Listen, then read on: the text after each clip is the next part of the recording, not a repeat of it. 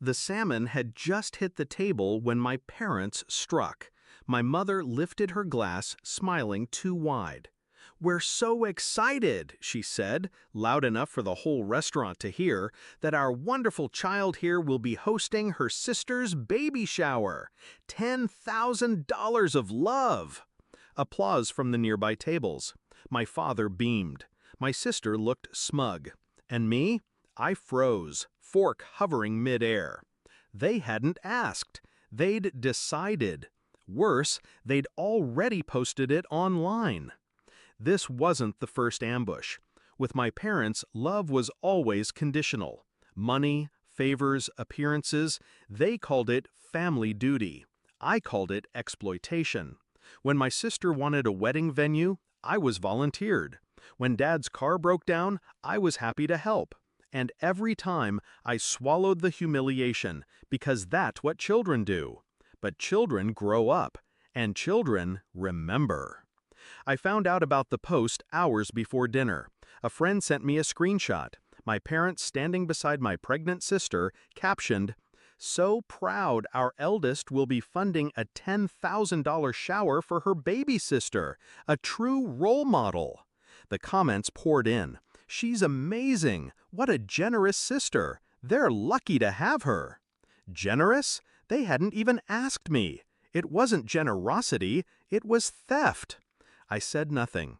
I dressed for dinner, sat at the table, and waited for the performance. In the past, I would have caved, nodded, smiled, written the check while resentment ate me alive. But not anymore. This time, I had something stronger than anger. I had clarity. And clarity is lethal.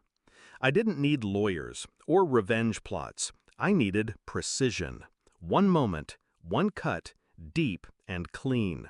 So I waited for them to play their hand. I let them raise their glasses, call me generous, bask in the glow of their manipulation. And when the waiter set down the salmon, glistening and perfect, I leaned back in my chair and made my move. The execution. I raised my hand. "Excuse me," I said, catching the waiter before he could leave. "There's been a mistake." My parents turned, confused. I kept my eyes on the waiter. "Can you do me a favor? Please remove their meals. They won't be staying." A hush fell over the table. The waiter blanked. My father's jaw dropped. My mother's smile curdled. "What are you doing?" she hissed. I finally looked at her. Calm, even, deadly. "You posted online that I'd spend $10,000 on a party. You never asked me. You never gave me a choice. You tried to buy my silence with public shame." I set my fork against the salmon. "Well, this is my choice." The waiter shifted nervously, but I nodded at him. "Take their plates. Leave mine." He obeyed. 3 dishes vanished from the table. Only my salmon remained. My sister sputtered, "You can't be serious!" I cut into the fish, slow and deliberate. Dead serious. My father's face went red. "This is family!" I chewed, swallowed, and leaned forward. "No, this is extortion, and I'm done playing along." They stared at me like they didn't recognize the person in front of them. They didn't, because the child they abandoned to their selfishness was gone, and the adult who replaced her wasn't afraid to cut them out. The restaurant buzzed with whispers.